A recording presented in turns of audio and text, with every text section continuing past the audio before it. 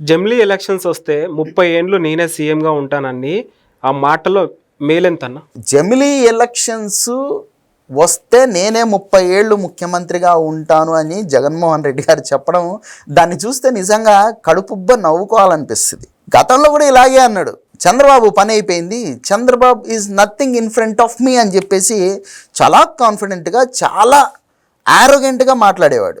అహంకారంతో, దురహంకారం అంటారు దాన్ని. ప్రతి సందర్భంలో నేనే ముఖ్యమంత్రిని 30 ఏళ్ల పాటు అని చెప్పేసి రోజా, అంబటి, అవంతి వీళ్ళంతా కూడా ఇంకా చిడతల భజన చెప్పేవాళ్ళు. ఏమైంది?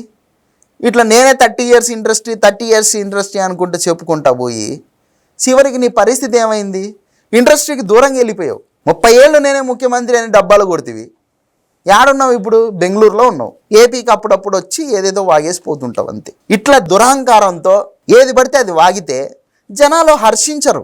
నిన్ను 5 సంవత్సరాలే భరించలేకపోయారు ప్రజలు, 30 ఏళ్ళు భరిస్తారా? నువ్వు 5 సంవత్సరాల్లో చేసిన దిక్కుమాలిన పనులతోనే విసిగెత్తిపోయారు జనాలు. నీ 5 ఏళ్ల విధ్వంసం నుంచే ఇప్పటికీ కోలుకోలేకపోతుంది ఆంధ్రప్రదేశ్.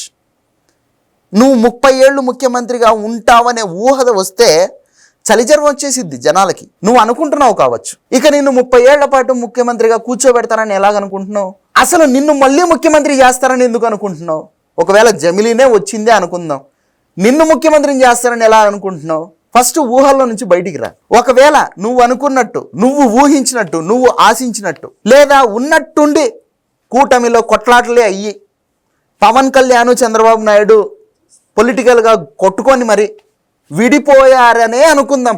ఒక మాటకు నీ హెలూజినేషన్ నిజమనే అనుకుందాం. ప్రజలు అయితే చంద్రబాబునైనా ముఖ్యమంత్రిని చేస్తారు, లేదంటే పవన్ కళ్యాణ్ అయినా ముఖ్యమంత్రి చేస్తారు, కానీ నిన్ను మాత్రమే చేయరు కదా. ఇంత చిన్న లాజిక్ ఎట్లా మిస్ అయినావు నువ్వు? ఎందుకంటే జగన్మోహన్ రెడ్డి అనే పేరు వినపడితే ఆంధ్రప్రదేశ్ ప్రజలకు ఒంట్లో వణుకు పుట్టిద్ది.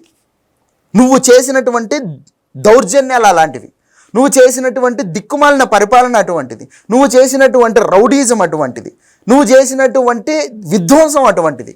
కాబట్టి జగన్మోహన్ రెడ్డి గారు, జమిలీ వస్తుందో జ్యోతిమాలిన్యే వస్తుందో ఏదొచ్చినా నువ్వు మాత్రం ముఖ్యమంత్రివి కావు. ఇదైతే శాసనం.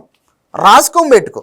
నీకు ఎలాగో ఫోన్ లేదు కదా, ఒక డైరీ తీసుకో. నువ్వు మాత్రం ఇక జీవితంలో ముఖ్యమంత్రి కావు, అవ్వలేవు. అనవసరంగా ప్రెస్ మీట్ల ముందుకు వచ్చి ఆవేశంతో ఆయాసపడద్దు. ప్రశాంతంగా బెంగళూరు ప్యాలెస్లో పండుకో. ఇది నా సలహా.